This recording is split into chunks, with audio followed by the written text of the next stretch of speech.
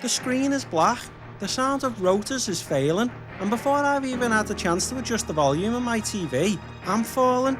There is something inherently 1990s Capcom about starting a game with a helicopter crash and a total lack of memory. It's the ultimate narrative get out of jail free card. Who am I?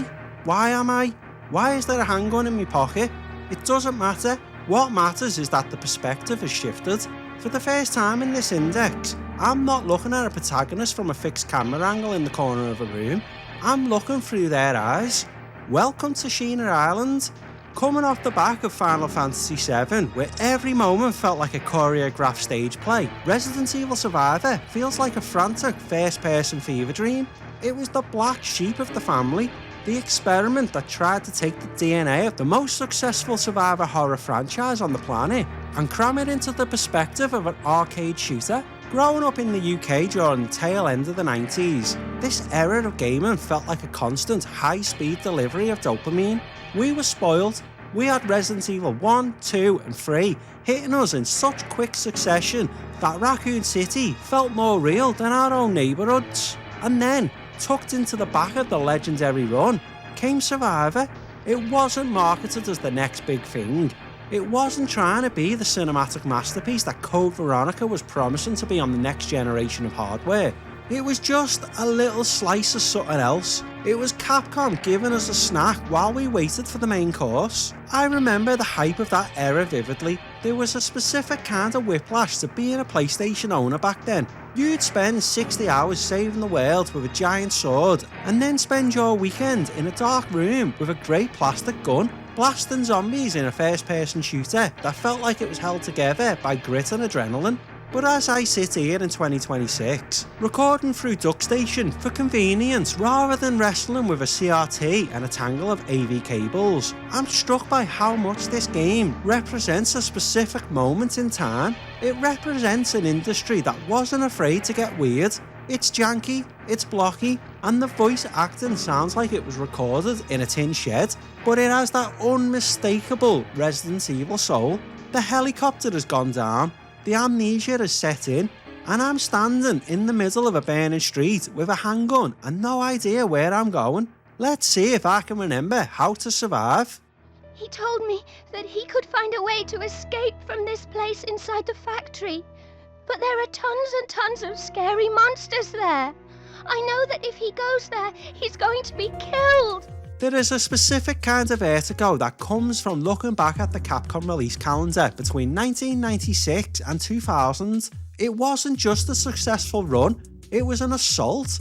In the span of 4 years, we had the original breakthrough, the perfection of the sequel, and the relentless polish of Nemesis. Most franchises would have taken a breath there. Most developers would have let the dust settle on Raccoon City before trying something new. But then there was the backhand of the 90s.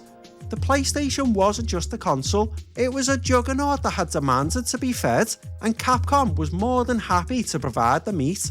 Resident Evil Survivor arrived not just as a replacement for the trilogy, but as a fourth pillar, a weird experimental support beam designed to keep the hype train moving at 100 miles an hour. As a UK kid at the time, the dopamine hit was a constant.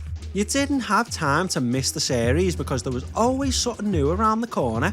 We were living in a golden age of more if you like the atmosphere of the RCPD. Here's a new island to explore. If you like the zombies, here are some more. But this time, they're in your face. It felt like Capcom was reward bombing its fanbase for their loyalty. I've heard people call Survivor a cash-in, but I think that's a bit cynical. To me, it felt like a B-side on a hit single. It's the track that isn't meant for the radio, the one where the band gets to mess around with the new sound just before they can. It was slotted into our lives not as a deep 60-hour commitment like a marathon I just finished in Midgar, but as a high-octane distraction. It's actually a very honest piece of software. It doesn't pretend to be Resident Evil 4. It knows exactly what it is, a little slice of arcade-style survival horror that you can digest in an afternoon. It was a perfect bridge for that era, a way to keep the band alive in our minds while the developers were busy figuring out how to transition the main series onto the PlayStation 2. Playing it now, I can still feel that late 90s energy.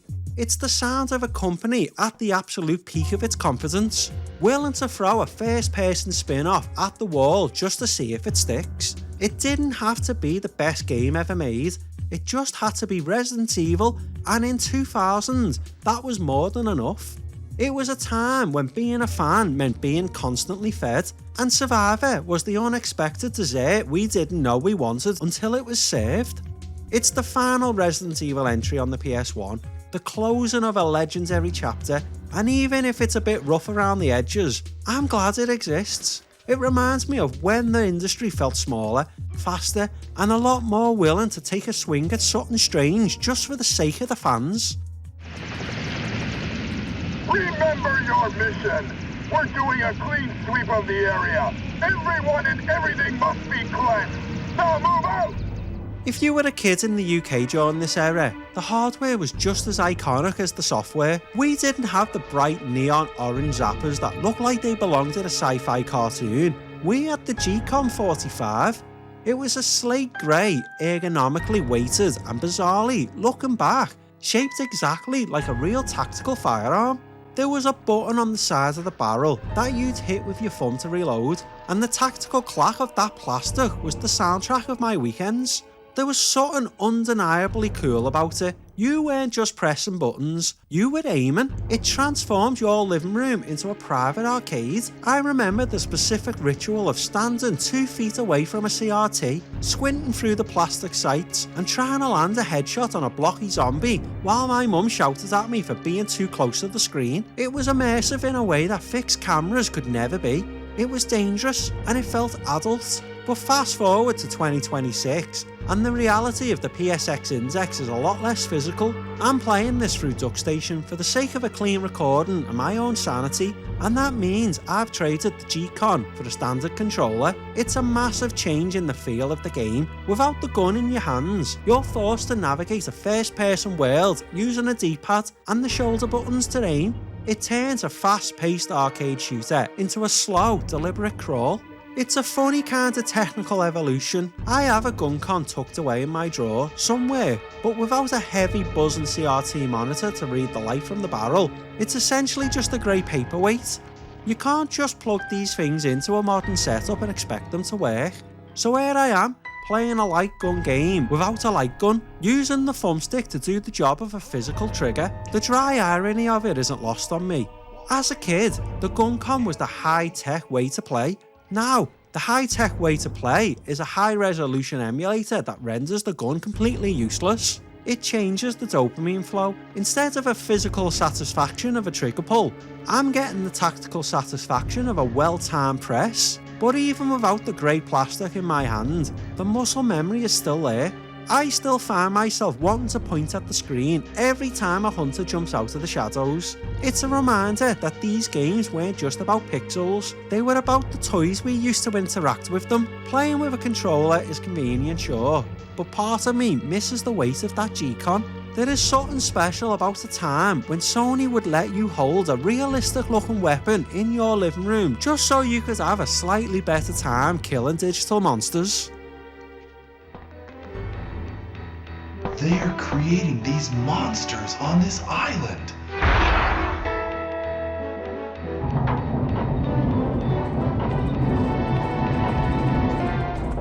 The shift to first person in a Resident Evil game was, at the time, a total radicalisation of the formula. We were used to being voyeurs, watching Jill or Leon from the distance, peering over the shoulders through a wide lens that hid monsters just out of frame. The fixed camera was the series' greatest weapon. It weaponised what you couldn't see. But in Survivor, the blinkers are off. You are behind the eyes of the protagonist, and suddenly, the horror is no longer cinematic. It's personal. For a kid used to tank controls of the main trilogy, this was a massive adjustment. You lose that sense of directing a movie, and instead gain claustrophobic tunnel-visioned urgency. When a zombie lunges at you in Survivor, it doesn't just grab your character on the screen, it fills your entire field of vision. Those blocky, low-res textures that look fine from 10 virtual feet away are suddenly inches from your nose, and the jankiness of the PS1 era becomes much more apparent. There's a dry humour in seeing how Capcom tried to translate the survival horror language into this new perspective. In the main games, you find notes, solve puzzles, and manage tiny inventory. Survivor just speeds everything up. It's like the game is constantly looking at its watch, whispering, "Come on, we've got zombies to shoot. Stop reading the diary." As a human reflection, I find this view fascinating because it was far ahead of its time. We're currently living in an era where Resident Evil 7 and Village have made the first-person perspective the gold standard for the franchise. Looking back at Survivor now, you can see the rough, jagged blueprint for those modern masterpieces.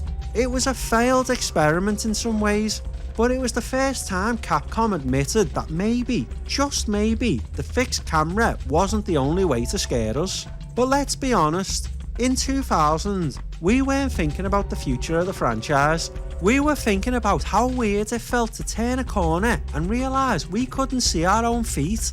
It felt naked. Without the tank to protect you, you feel much more vulnerable. Even though you're packing significantly more firepower, it's a different kind of tension. Less about the dread of what's in the next room, and more about the panic of what's right in front of you. It might not have the polished beauty of Resident Evil 3, and the transition can feel a little bit like looking through a fishbowl, but I appreciate the swing Capcom took here. They broke their own rules. They took their most precious IP and turned it inside out just to see what would happen. It's a different view in every sense of the word, and even if it's a bit blurry, I'm glad they let us look through the keyhole. Umbrella.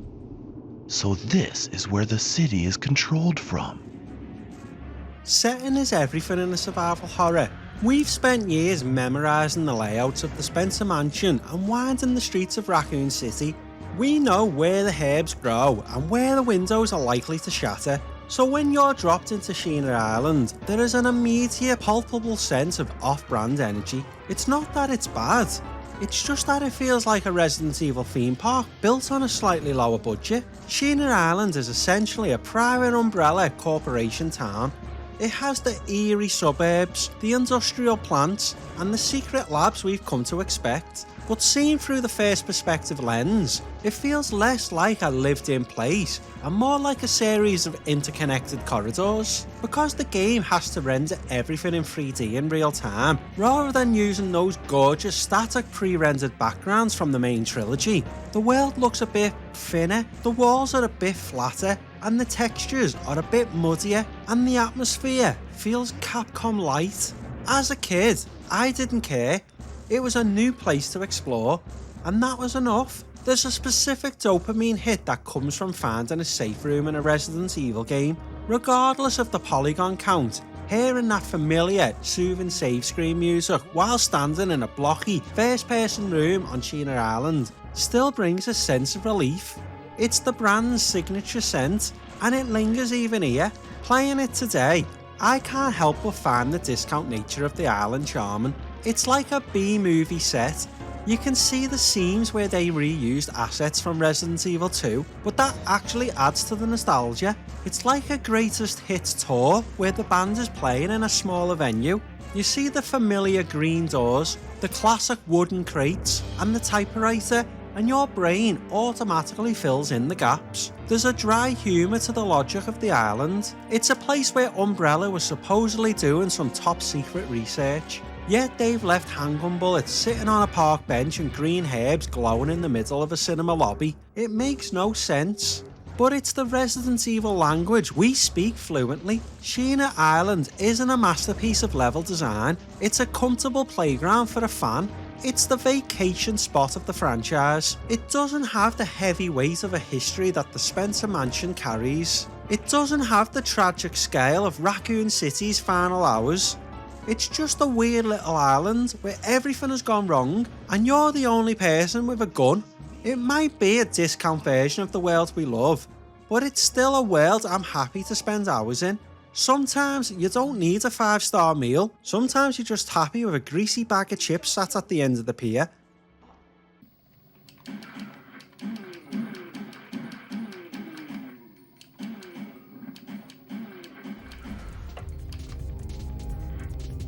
There's a very specific type of manual labour involved in playing a light gun game with a standard PlayStation controller. In the UK, we were lucky to have the GCon, but the game was always designed with a fail-safe mode for those who didn't want to turn their living room into a firing range. Now decades later, sitting in front of a monitor and using an emulator, that fail-safe has become my entire reality.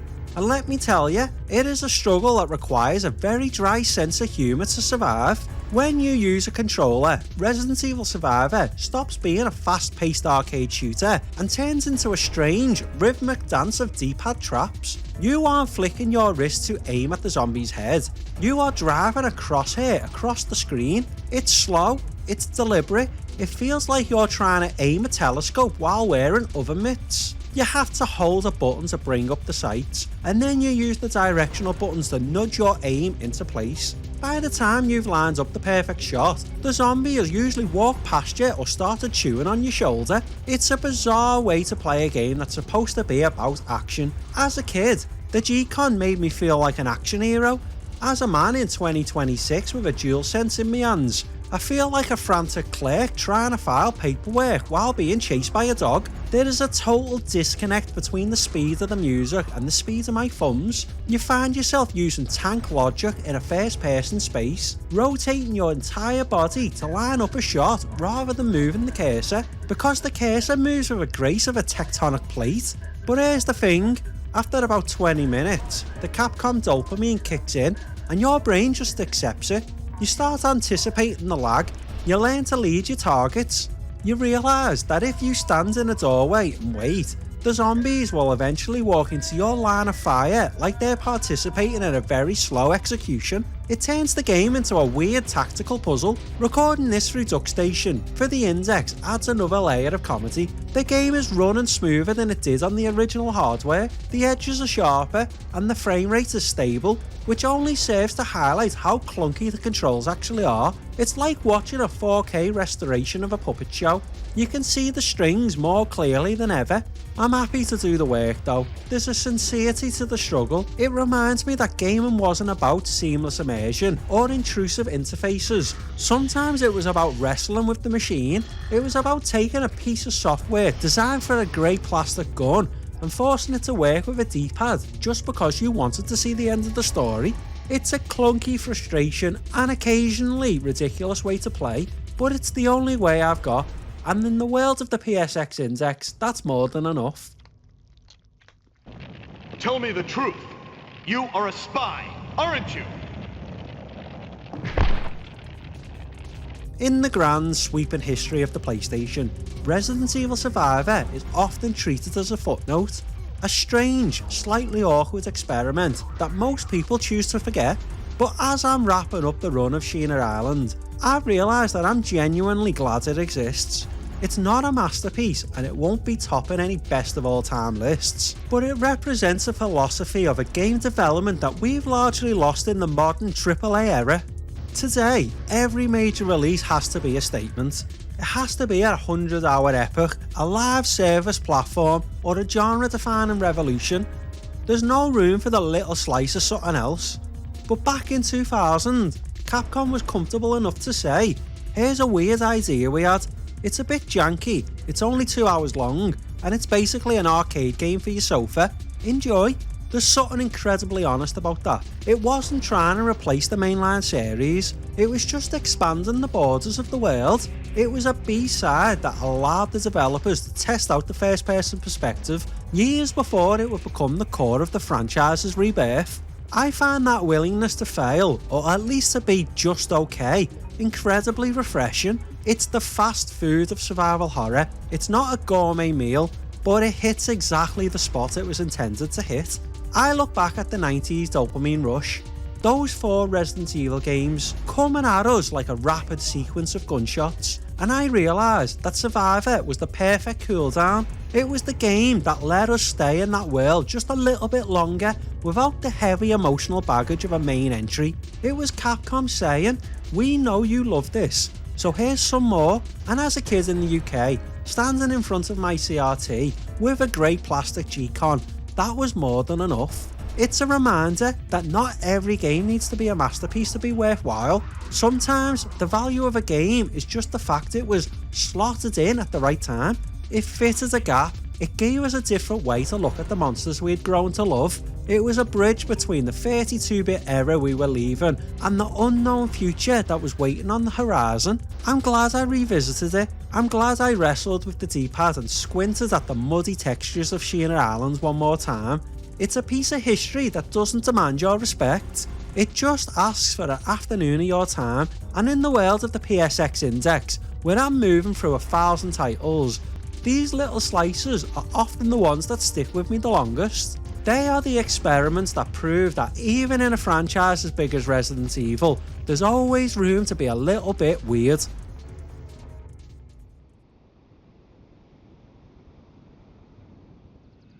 We're safe.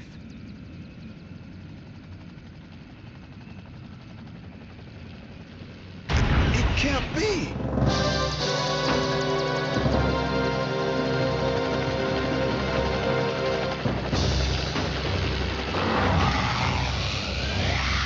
Get down!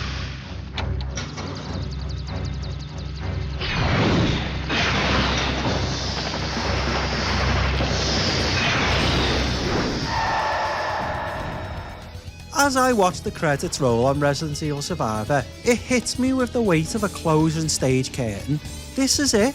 This is the final time we see the words Resident Evil grace the original PlayStation hardware in a new release. For a console that was essentially defined by the birth and perspective of the survival horror genre, Survivor feels like a quiet, slightly eccentric goodbye to the 32-bit era. It's a strange feeling. We've spent so much time in this index exploring the pre-rendered hallways and the static cinematic dread of the 90s, and now the lights are being turned off. By the time Survivor hit the shelves in early 2000, the world was already looking towards the emotion engine of the PS2. Raccoon City was a smouldering memory, and the tank controls that had governed our lives for years were starting to feel like relics of a bygone age. Survivor tried to be the bridge. It tried to take that PS1 DNA and stretch it into a fully 3D person perspective. And while it didn't quite have the horsepower to pull it off perfectly, you have to admire the ambition. It's the last gasp of a legend. It's the final time we'll hear that specific, grainy voiceover announce the title of the press start screen before the franchise moved into a high-definition future. Every console has its sunset period, and for the PS1, that sunset was painted in the shades of Capcom's experiments. We've gone from the slow burn horror of the Spencer Mansion to the arcade-style, trigger-happy chaos of Sheena Island. It's a full circle. We started with a door opening into a hallway, and we're ending with a crosshair looking into the dark. I'm moving through these games in the index at the pace that makes the evolution feel like a time-lapse video. Seeing the jump from atmospheric masterpieces of Resident Evil 3 to the janky, experimental first-person view of Survivor is a reminder that the path to greatness is rarely a straight line. It's full-on sidesteps, spin-offs and B-sides that are just as important to the story as the hits. This was the end of the line for the old world of Resident Evil. The 32-bit textures and the synthesized soundtracks are about to give way to something much bigger, much louder and much more modern. But for a few hours on Sheena Island, I got to stay in the 90s just a bit longer. I got to wrestle with the D-pad, hunt for the green herbs, and blast zombies into a world that felt like home. It's a fitting end to the PS1 horror chapter. Not with a whimper, but with a weird, blocky first-person bang. I could talk about Resident Evil forever.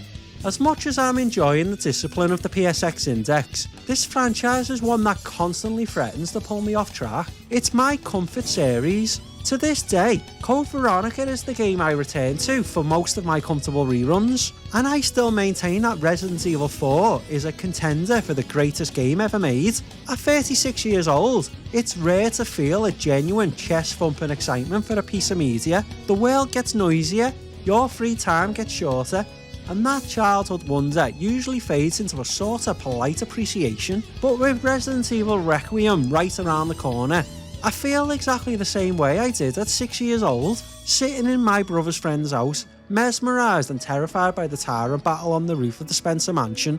I'm incredibly grateful that I was born when I was, and at the age I was. To watch this series grow up alongside me on the Sony PlayStation, it's a franchise that has survived its own slumps, reinvented itself with RE7, and continues to hit me in the heart every single time. It's the DNA of my gaming life.